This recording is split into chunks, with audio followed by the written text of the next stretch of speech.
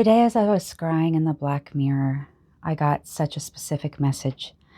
It has to do with fantasizing and dreams. And so the first image I saw was actually the Three of Swords. It's the card in the tarot deck that is about heartbreak, be that love, heartbreak, or otherwise.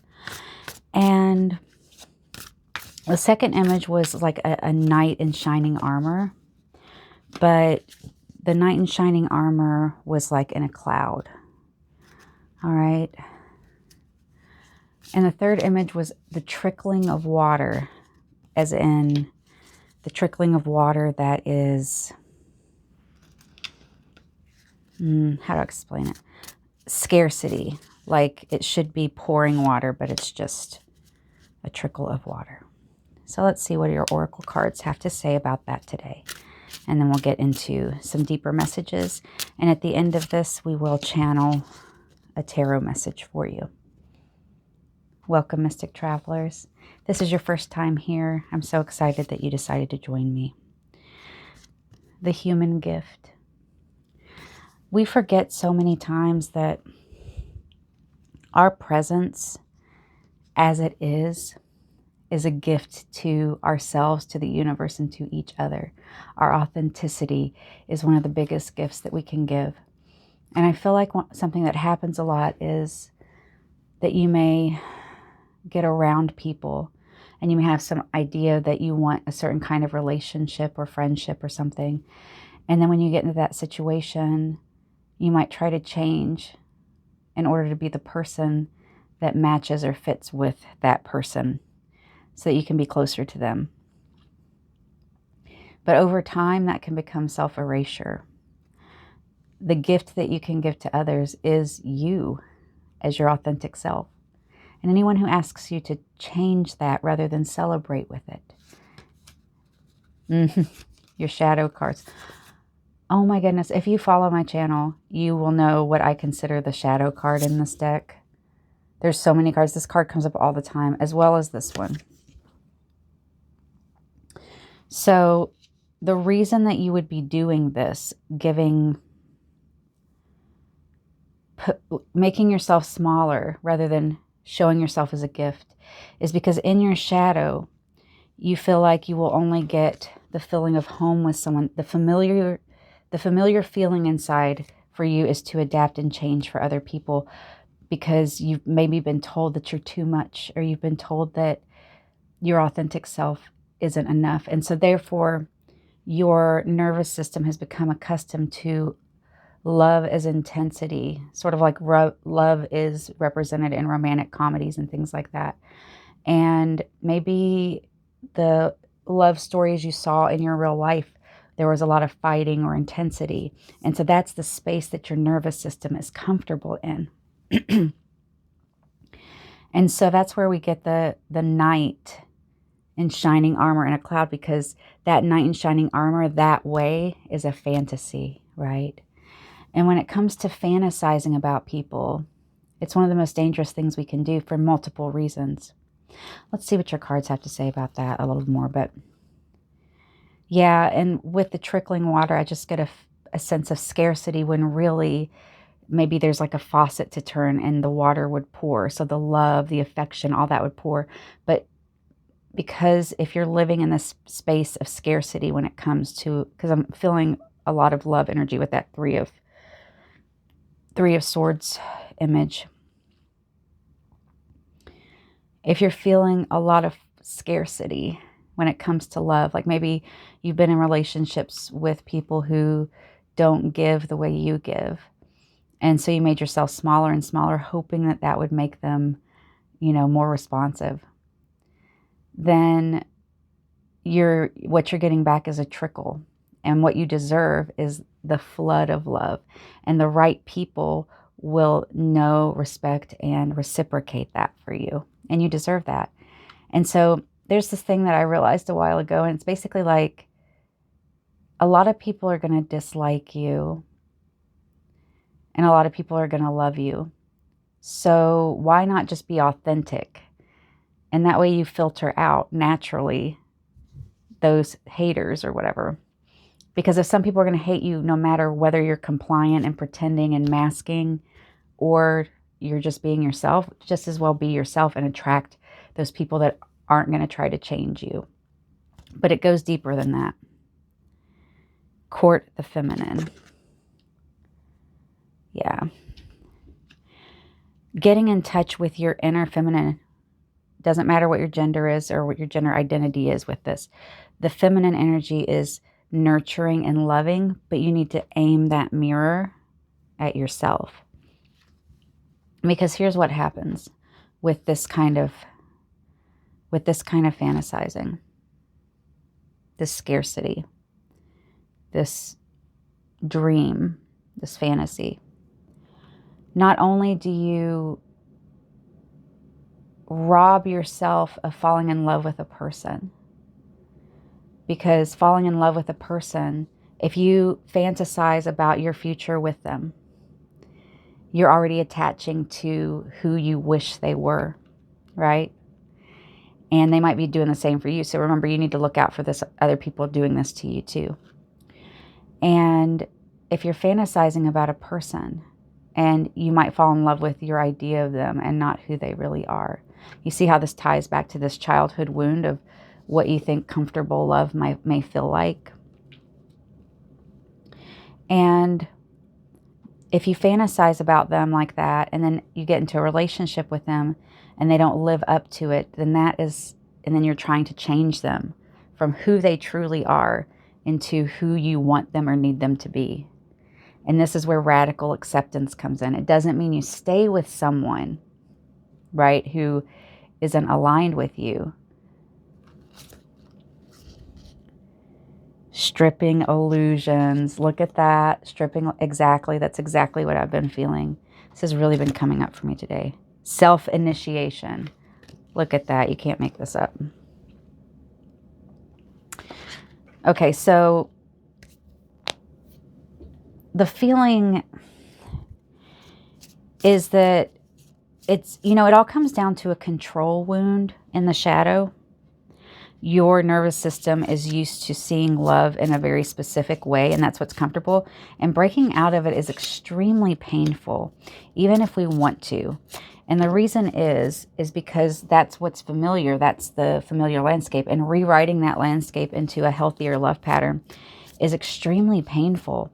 And it's because an old illusion has to die. It's not just letting go of fantasizing about people. So I would just say, pick up the rule. Don't fantasize about people. Let them show you who they are truly, and then decide if your true self is in alignment with theirs. But it's a control issue, right? Because you want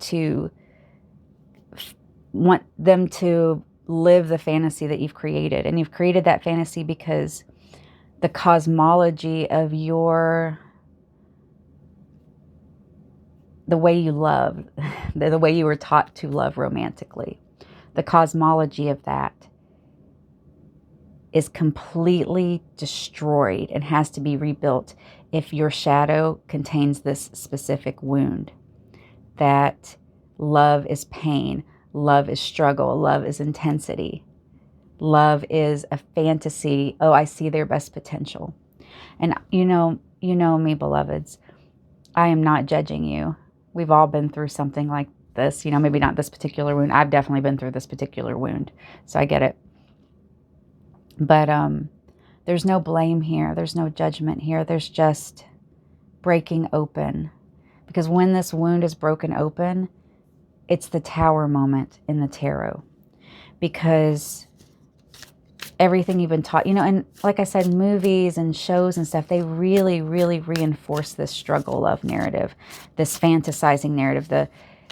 There's a difference between seeing the best in a person and excusing toxic behavior or behavior that makes you shrink yourself in order to make something work.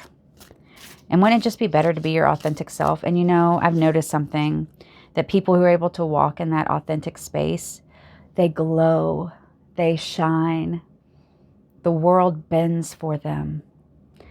And it's all just a shift in your perspective about shifting from external love and validation to internal love and self-containment. And then that pours over outwardly.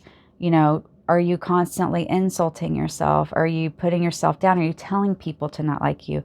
Are you shrinking yourself for other people because you feel like they might disappear and you want to hold them? But you know, if they want to disappear, this is one of the hardest lessons. Let them go. Let them go. You deserve better. Look at this. I am at peace for your affirmation. And on the back it says, what one action can you take today to fall asleep with less worry or regret? You hold the key. T first. Yeah. Yeah, the key is within you, within your own self-love, within your own self-confidence. And I love the T first card in this Memento Mori deck because it's saying, you know what? We're dealing with all these big, deep, difficult issues.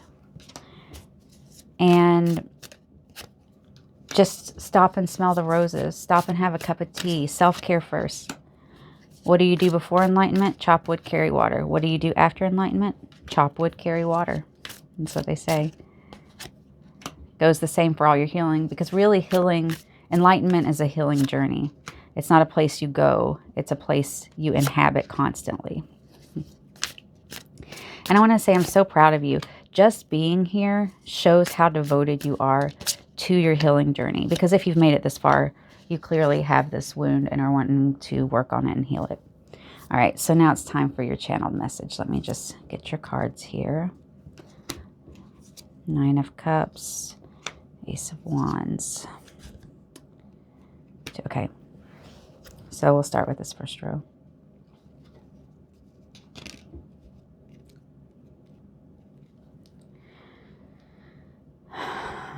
Beloved, you have held your vision or cosmology around love as this sacred thing that you've had to hold on so tight and guard with your life, even when evidence around you was telling you that maybe this wasn't what was real.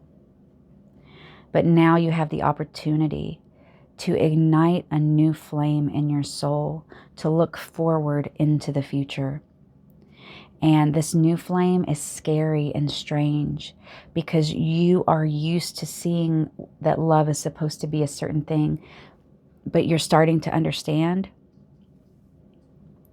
that moving forward is actually you're going to find love as a more peaceful, stable state of being rather than so tumultuous, so painful.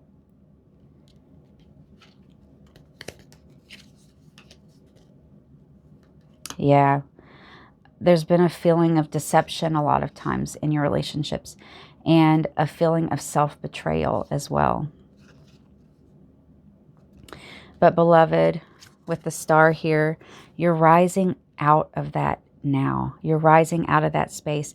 But remember, the star comes after the tower. So the rewriting of a sacred cosmology of the self with the lovers in love, the rewriting of your sacred cosmology around love is a life-shaking thing. Having a broken heart is terrible, but having your actual belief in love to see that maybe it was destructive and that you are rewriting the entire cosmology of your heart, that's some painful stuff. Really depend on your friends. Reach out to other people, your internet friends, your human friends, anyone who's going to help you get through this. Obviously, therapy, anything you need to do. Because this is not an easy thing, but you are so brave, beloved, for braving this. Because this is not something that most people will face. Most people will stay stuck in this loop.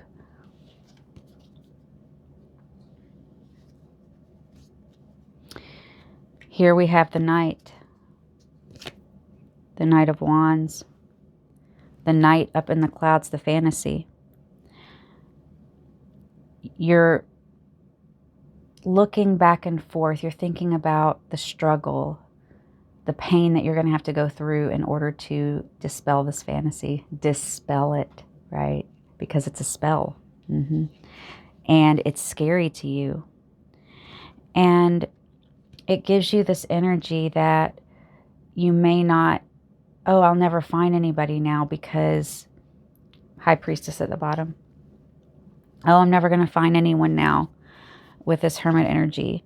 But the truth is what you're going to find is peace. And in that peace, you will find a level of love that you never imagined, right? And that level of love that you never imagined will come from you, but it will also be attracted to you. Because remember, energetically, whatever your frequency is, that's who you attract. So if you are in the frequency of struggle, of scarcity, you're going to attract people in that same frequency. And just from a practical viewpoint, you would, right? Because a person who's got it together is like this, does not want to be in your struggle love, is not going to want to be with a person who is attracted to that kind of love illusion around intensity and fantasy. So you're going to keep attracting that kind of person. This High Priestess energy, though, it's telling me that you are there. You know these things already. You just needed an affirmation. And it hurts. It feels like the cutting of away. It's the tower. It's the lightning bolt that clears out everything. And there's my puppy, Andromeda, here to lighten the mood a little bit. Hey, sweetheart. I'm doing a reading. I'm not even going to edit that out. We're just going to leave it because she's so sweet. Well, beloveds, I think that with the tea first and with my cute puppy coming in, it's a reminder that during these painful times, make sure you're always stopping to smell the roses, to have some tea, to cuddle with a cute animal, to spend time with your friends. We have this Three of Cups here. You really deserve to learn what true love, not just the fantasy we were sold through the relationships we witnessed in our lives or the relationships we witnessed through the media. We deserve true love, and that true love comes from loving and respecting ourselves enough to be authentic no matter what other people are doing, and to walk away from those who are not in alignment or who would make you feel bad or want you to get smaller, but also letting them walk away if they don't want to stay. Why would you want to force someone, right? But we've all, not all of us, but like a lot of us have done this on accident. It's a control thing, right? We're so scared of losing a certain person that we try to control and manage the entire situation. I get this urge to pull one more of these tarot cards. And beloveds, I am so proud of the work you're doing.